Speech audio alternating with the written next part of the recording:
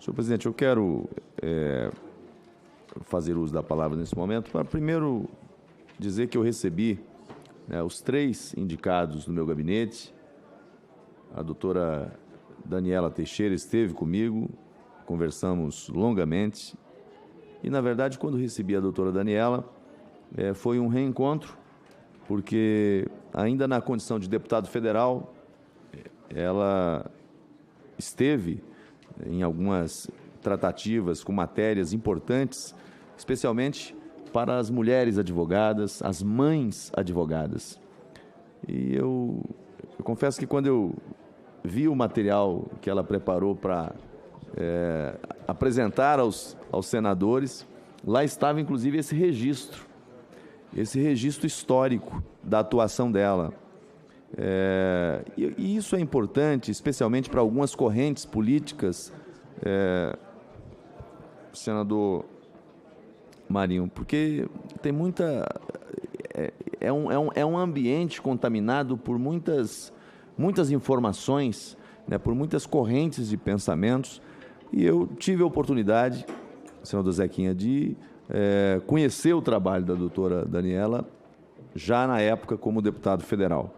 Então, fiquei muito à vontade para recebê-la, dialogar sobre a sua missão enquanto ministra do Superior Tribunal de Justiça, e faço votos de que cumpra com a missão, né, dentro daquilo que estabelece a Constituição Federal, a legislação brasileira, né, e os valores que nós defendemos, os valores que nós pregamos. E aí o que dá testemunho acerca da sua conduta, para mim, é aquilo que você representou naquele período, nas tratativas que nós estivemos, justamente na defesa desses valores, desses princípios. Então, desejo sucesso a Vossa Excelência nessa nobre missão.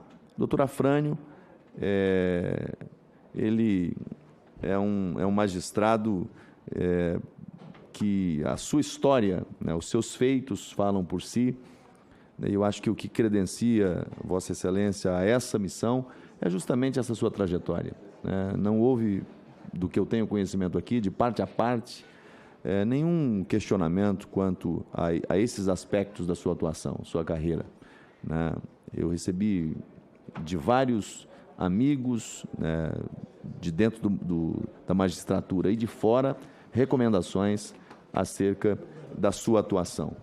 E, quando procurei conhecer, foi justamente isso que encontrei. Então, desejo também muito sucesso nessa missão, na condição de ministro do STJ, e sei que o seu conhecimento, a sua prática enquanto magistrado, atuando na área que atuou, vai contribuir muito com a nossa Corte da Cidadania. Doutor,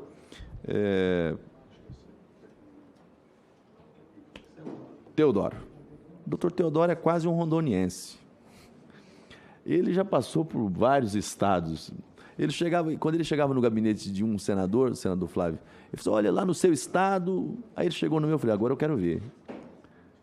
Pois ele tinha sido delegado de polícia no meu estado de Rondônia, na cidade de Pimenta Bueno, senador Zequinha, e com a passagem por lá marcante, e até hoje tem pessoas que falam de ti e que têm essa referência positiva, mas fez carreira na magistratura e, portanto, está aqui hoje em razão justamente dessa história de sucesso na vida.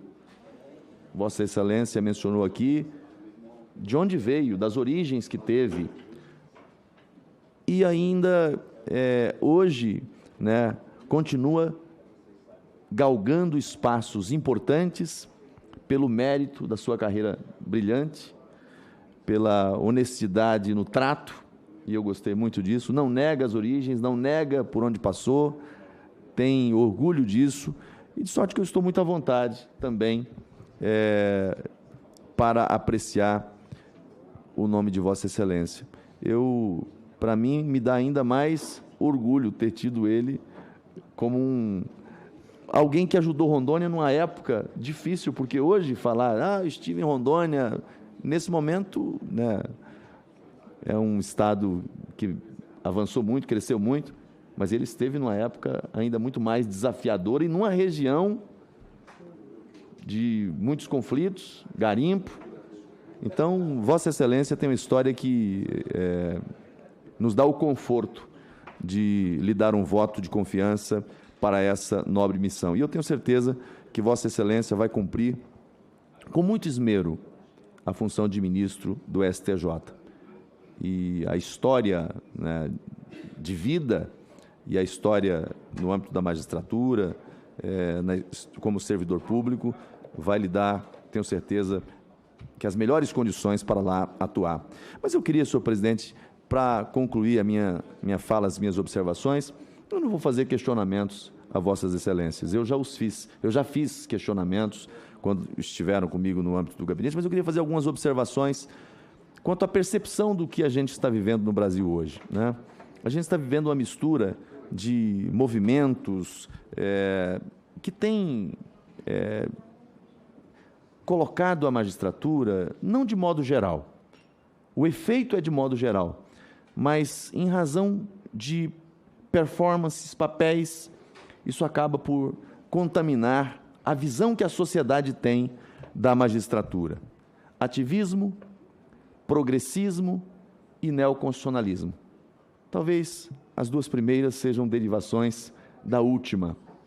E isso é algo que, para mim, é muito perigoso. Toda vez que eu vejo um magistrado dizer que tem que atuar porque há uma omissão por parte do outro poder, então, olha, não há vácuo de poder. Mas essa omissão nem sempre é uma omissão. Nem sempre é uma omissão. O ativismo, ele busca ocupar espaço que não lhe foi dado pela Constituição Federal. E nem sempre é omissão. Veja o caso da questão das drogas, que já foi dito aqui por colegas senadores. Há omissão por parte do Legislativo? Não. O Legislativo claramente disse o que pensa e o que quer dentro do ordenamento jurídico. Está lá posto na lei. Então, não há omissão por parte do Legislativo. Pela esfera judicial, você mudar aquilo que concebeu o parlamento, legitimado a legislar, é de uma agressão, é de uma ofensa à separação de poderes inaceitável. A questão do aborto. Não há nenhum direito mais sagrado do que o direito à vida. Não há nenhum direito mais importante do que o direito à vida. Isso é um direito natural e que as constituições do mundo e a nossa, de maneira muito especial, tutela, protege de maneira absoluta. Você tem as exceções que a legislação trouxe em razão das excepcionalidades, mas não se pode, ao argumento de que há uma omissão do Legislativo, permitir, tutelar o alargamento das hipóteses de aborto. E com esse fundamento de que o Legislativo foi omisso. Não, esse tema já foi enfrentado pelo Parlamento e é enfrentado pelo Parlamento o tempo todo. Mas o Parlamento é a representação da sociedade. E se você não tem uma sociedade que tem uma visão, que concebe isso, você não tem uma sociedade progressista, nós temos uma sociedade conservadora. E o Parlamento não representa a minoria progressista, ele representa a maioria conservadora. Ah, você tem representantes progressistas? Tem. Paciência, se não tem voto para impor a sua vontade, a sua visão segmentada da sociedade, que respeite o processo democrático, que respeite o resultado das urnas. Agora, nós não podemos ter a via do judiciário como uma burla ao chamado devido processo legislativo. Não se pode permitir, porque isso ofende a separação de poderes, pregar a harmonia entre os poderes, mas praticar a usurpação de competência, praticar o atropelo ao legislativo, não me parece ser uma postura a contribuir com um ambiente de harmonia. Então, eu estou fazendo essas ponderações, obviamente que não se dirige pessoalmente a nenhum de Vossas Excelências, a nenhuma das indicações aqui, mas é para o campo da reflexão. Vossas Excelências estarão, daqui a pouco, ocupando espaço de importância na estrutura do judiciário brasileiro. E aí, essa questão, ela me incomoda muito, Eu ouvi aqui hoje que é preciso considerar aquilo que a Constituição estabeleceu quanto à questão da inafastabilidade da jurisdição ou direito de ação. Só que a condição da inafastabilidade da jurisdição está atrelada à inafastabilidade do respeito às normas, à lei.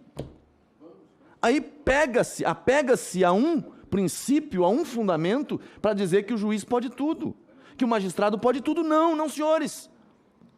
Não pode tudo. A inafastabilidade da jurisdição impõe ao magistrado também não se afastar da lei e da Constituição. Ou não é isso que está escrito na Constituição da República? Então, são temas importantes e quem vai para o campo da jurisdição, da magistratura, ele precisa agir com desapego às paixões. Eu não quero um judiciário progressista e eu não quero um judiciário conservador. Eu quero um judiciário que cumpra a Constituição e que obedeça às leis do país, e que se submeta às leis do país, que aplique as leis do país. E eu concluo com a última observação, senhor presidente, com relação a um outro tema, que também foi dito aqui, com relação à questão da ocupação dos espaços carcerários. Eu tenho uma preocupação com isso, porque quem vai para lá não vai em razão do sexo ou da cor da pele. Quem está ocupando o sistema prisional brasileiro está lá por crimes que cometeu. Tráfico de drogas, homicídios, abusos sexuais e tantos outros crimes. Se queremos revisar aspectos relacionados a isso, a via não é o judiciário adotar a chamada, afastar a imputação penal em razão de ser desse ou daquele segmento da sociedade. Crime é crime, independente do sexo, independente da cor da pele. Então, eu faço essas ponderações e agradeço ao presidente a oportunidade de fazê-la, para dizer que, assim, eu disse isso pessoalmente a cada um deles quando já esteve no gabinete, que isso nos preocupa muito. E a gente está vivendo um período de muita inquietação. E toda vez que isso avança do lado de lá, tem reações do lado de cá, porque é dever, é obrigação do Poder Legislativo zelar pela sua própria competência. Muito obrigado, senhor presidente.